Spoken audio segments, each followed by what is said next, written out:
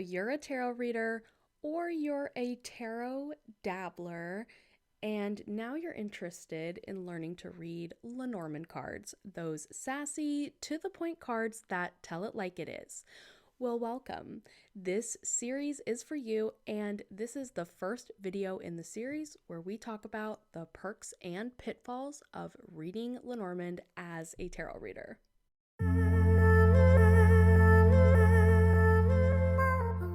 Why do we need a whole series on Lenormand for tarot readers?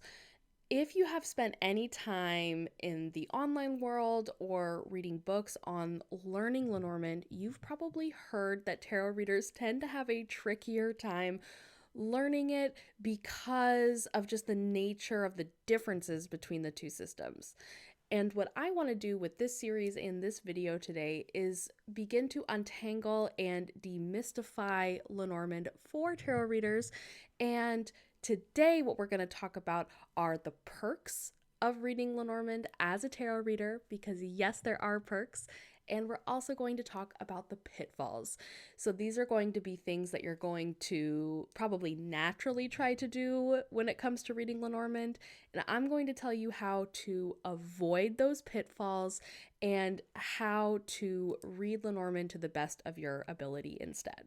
I've taught these perks and pitfalls in many a workshop, and what I have heard, the feedback that I have gotten from tarot readers is that this helped them immensely in what to focus on when it comes to learning Lenormand and what they kind of need to check at the door as they're learning. So just this awareness is going to help you learn in a way that's just more efficient and saves you a lot of time by obviating mistakes.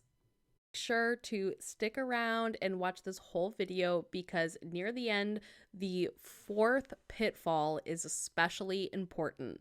I'm going to talk about my number one tip for reading Lenormand with clarity, and you don't want to miss that. Now, before we dig into those 5 perks and pitfalls, I first want to let you know that my Lenormand Learners community is going to be opening its doors again soon, so make sure that you are on the wait list. And you can join the wait list at emilyrosedivination.com/coming soon. I'm going to have a workshop that I'll be hosting next month, so make sure that you are on the waitlist so you can be notified of that live workshop where we are going to interpret together, learn Lenormand together. The first perk of reading Lenormand as a tarot reader is that you have already learned a very intricate system. Tarot has a lot going on. There are the major arcana, the minor arcana, there's the tarot court. I mean, there's just so much to learn within each image within the tarot as well. You can truly spend an entire lifetime learning the tarot, and you still may not learn it all. It's a really complex system, but it's also very rich. You can get a lot of really great information from tarot. Now, that being said, Lenormand is a pretty simple system. So when you go to learn Lenormand, you can come in having the confidence that you already understand a pretty tricky system, and Lenormand is going to be much more simplified. So that's something that you can kind of put a feather in your cap to, that you have already learned something that's pretty complicated. So what's the pitfall? You've probably guessed what it is already, but our tarot pitfall is that you probably are going to try and overcomplicate Lenormand. Lenormand is a pretty simple and almost literal system. We don't have major arcana, minor arcana, things like that. We have positive cards, we have negative cards, and we have neutral cards. Okay, it's a tiny bit more nuanced than that, because sometimes negative cards in certain contexts aren't always negative, and vice versa. But we'll talk about that in a little bit. The main differences between Lenormand and tarot is that Lenormand is emblematic while tarot is symbolic. Do I mean by that? I do have a whole video on it, which I will link down below. It's the 3 differences between Lenormand and tarot. But one of the implications of this is that when you happen upon a tarot card, there are so many little symbols you can get into within each card. And you can really dig into each symbol. You can talk about it. You can play with it with what your affiliation is with that image, with that symbol. And there's just so much to be gleaned from that, right? So when you're talking about a tarot card, you could be talking about one card for a long time. When it comes to Lenormand, Lenormand is emblematic, meaning that each card kind of represents a range of meanings, and it kind of has a particular essence to it. And so our goal with learning Lenormand meanings is to really learn the essence of each card. That's what my Lightning Lenormand series is all about. I've linked that down below too. And you can get a sense of what that card is about, and then you just simply apply the essence of that card to the situation, which is the context or question, in order to interpret it. So what does this boil down to? Is that a lot of times when tarot readers come to read Lenormand, they're trying to make cards mean more than they actually do. Lenormand is snappy to the point, so you don't usually need to read into one card. There's not much to read into. It represents a limited range of meanings. Okay, so our second tarot perk is that you probably already juxtapose your cards. When you're doing a tarot reading, you're probably pulling more than one card and you're looking at those cards in relation to one another. And that is really great when it comes to reading Lenormand, because that is how Lenormand works. We rarely just read one card on its own. Most of the time with Lenormand, we are combining cards to create meaning, and we read it like you're reading a sentence. So if you're used to that with tarot, you're used to seeing how these cards connect with each other. You're used to seeing, oh, if it's next to this card, it tends to have this kind of meaning to it. All of those little nuances are going to help you when it comes to reading Lenormand. Now, the pitfall for tarot readers here is that many tarot readers, when reading Lenormand, avoid one sentence interpretations. Most of the time with Lenormand, unless you're in a box spread or a grand tableau, which I call the Big Mama spread of Lenormand, unless you're in those types of spreads, for the most part, you're going to typically have 1 to 2 sentence interpretations for each of your spreads. It's really literal and simple.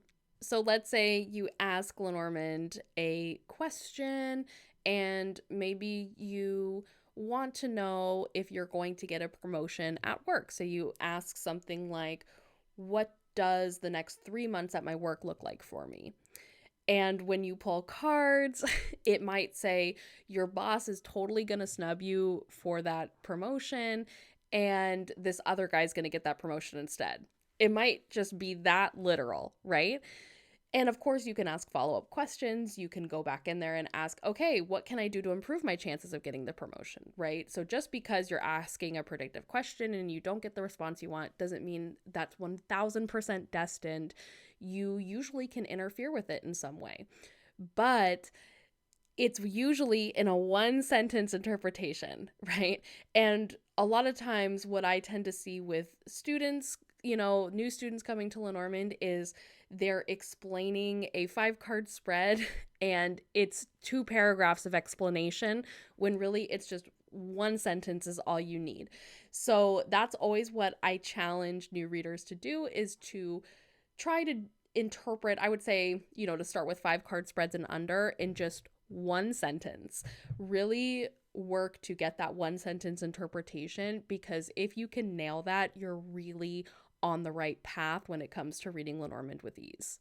We all know practicing is one of the keys to becoming phenomenal at anything, and that leads to our third tarot perk, which is that you already love to pick up your cards. If you have taken any tarot classes or read any tarot books, typically that is going to be the advice, is to pull a card a day. So you really get to know your cards through your life. And that is going to come in handy when reading Lenormand, because you can simply add in Lenormand into your daily draws that you do. And that's actually what my next video is going to be all about, are some easy ways to incorporate Lenormand into your already existing tarot practice. So with that, let's get into our third tarot pitfall, and that is mixing meanings between the two systems. So tarot and Lenormand do have some cards that look somewhat similar. So Lenormand has a moon and tarot has a moon. Lenormand has a tower, tarot has a tower, but the meanings do differ a bit between the two. With the tower, they differ a lot a bit. This pitfall, I think, is one of the simplest to solve, because it's really just a matter of understanding what the differences are in the cards. And once you are actively aware of what the differences are, then it's going to be much easier to interpret. So one thing I suggest for some of my students that kind of get stuck on this is to make a list, kind of like a pro-con list, how you have the two columns. So I would do like Lenormand moon, tarot moon, draw a line down it, and write all the different possible meanings. And so then what you can do is draw a line to what's similar. You can circle what's different, right? And the reason why I suggest doing this yourself rather than, looking externally for resources and things like that is because tarot is a little bit more personal in terms of the meanings that you can come up with. So it's important that you kind of do that detangling yourself, and then you can literally see what the differences are.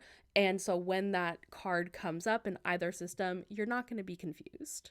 Our fourth tarot perk is a big one, because many tarot readers are phenomenal at setting up sacred space. A lot of times that's why we come to our cards. We want to create a sacred space for ourselves, to ask the questions we want to ask, to get the guidance that we need. And many tarot readers are just phenomenal at this. And when it comes to reading Lenormand, the way that you set up your reading is going to be very important, because a lot of times, since you are getting that real talk, which I know tarot readers are used to as well, you want to make sure you're in the most neutral, unbiased state that you can be in. And you also want to make sure that you're in a place to receive this information. So creating a space where you feel safe and secure is going to be really important. And that's something that tarot readers just have in spades. Leads us to our fourth tarot pitfall. And this one, I think, is the biggest one. If you take anything away from this video, let it be this one. Fourth tarot pitfall is that tarot readers have a little bit of an aversion, from what I've seen, to asking a specific question.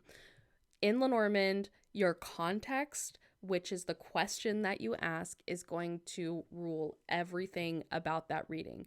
That's how you're going to know exactly what each card means. You're going to apply it directly to that context. And Lenormand responds directly to the question that you're asking. So it is imperative that you have a clear question.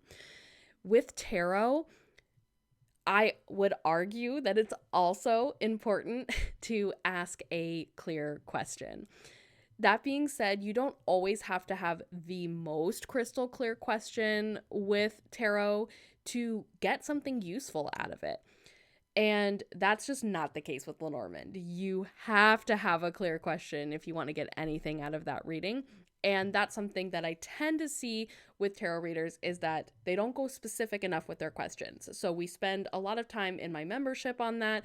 And when I'm working one-on-one with people, we spend a lot of time on question formulation. And it's really cool to just see the accuracy of the readings go up from there, because we are directing the cards to answer the question that we ask.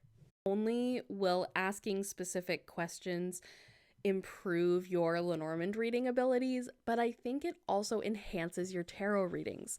When you know how to ask a clear, specific question, it's really going to change the quality of the answers that you're getting in a positive way from what I've seen.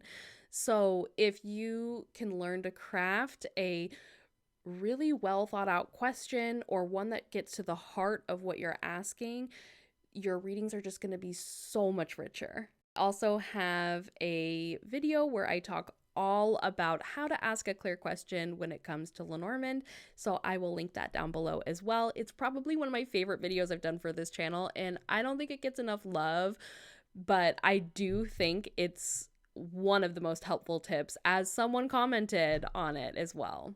That brings us to our fifth perk of being a tarot reader, learning Lenormand, and that is that you are intuitive and that you kind of already have your own style of reading. Why it's so great to have that intuitive sense when it comes to reading Lenormand is that you're gonna need it. There are almost endless possible combinations when it comes to Lenormand. So you're going to need to use your intuition a little bit to understand, okay, what do these cards mean when combined with each other in this particular context? You, of course, can always rely on the card essences and the context, but when you're in something like the Grand Tableau spread, you are going to need a little bit of intuition in order to read it, in my opinion. That might be a little bit of a hot button topic, but I tend to see that when it comes to learning the Grand Tableau, I have a Grand Tableau course that I teach within my membership, and I see that tarot readers tend to have a little bit of an edge when it comes to reading the Grand Tableau because they know how to trust themselves a little bit. And that comes from reading tarot and learning to trust that intuition that's within them. Also, you've probably learned to put a little bit of flair into your readings by incorporating your own style of how you read. And that's going to be really important when it comes to either being a professional card reader or just keeping your interest high in learning to read, is that you're going to have to put yourself into it a little bit. So if you've done that with tarot, you're going to be able to do that with Lenormand. Last but not least, our fifth and final pitfall for tarot readers learning Lenormand is that you may not play enough. As I mentioned before, practice, it's common sense, is going to be how you get better at anything. And when it comes to Lenormand, you're gonna need to practice a lot because Lenormand tends to be more predictive in nature. It doesn't have to always be predictive, but a lot of times those are the types of questions that you're going to come to Lenormand with. So you're going to need to practice a lot. You want to be accurate. And one of the best ways to become more accurate is to ask low stakes questions about your day or even about the TV you're watching or movies you're watching or books you're reading. You can ask predictive questions about those things, bust out your cards, pull some cards, and then see how it plays out in real life. I encourage people to play around with their cards. I tend to get a little bit of resistance, like, I can just ask questions about TV shows? I can just ask questions about books? And my answer is yes, please do. It's so important to play with your cards so you can learn them faster. I know that there's going to be some amazing statistic about how learning things through play is going to cement it more quickly in your mind. And that's really why I encourage people to play with their cards, is so you can learn how to read the cards in a low stakes way, because if you're constantly asking really serious questions to your cards, you might have a sense of dread every time you go to them, like, oh no, is this going to tell me something negative? But if you can come to your cards and have a playful sense about things, then you're going to learn to read them much more quickly and efficiently. One thing that playing with your cards tends to show is that in different contexts, negative cards tend to not be so negative, right? If you're in a daily context, the snake card, you see it and you go, ah, there's a snake, but it could just be a small complication in your day. The other day I had the crossroads, and then I had the snake, and I also had the mountain card. And when I interpreted that, I thought, oh my gosh, my day is going to be a nightmare. but all I did was encounter some bad traffic.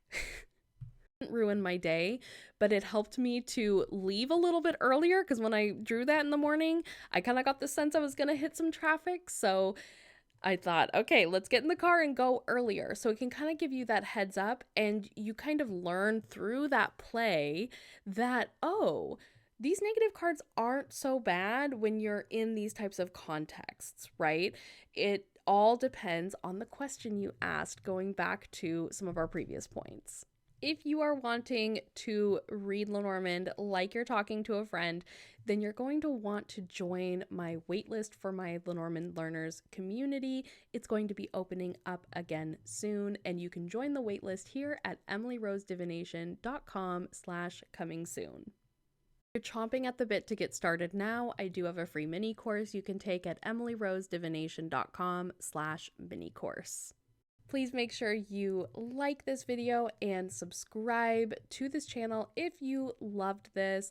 I am going to have more videos coming out in this Lenormand for Tarot Readers series, so if this video spoke to you, there's going to be more up your alley here very soon. Thank you all so much for watching, and I can't wait to see you back here next time.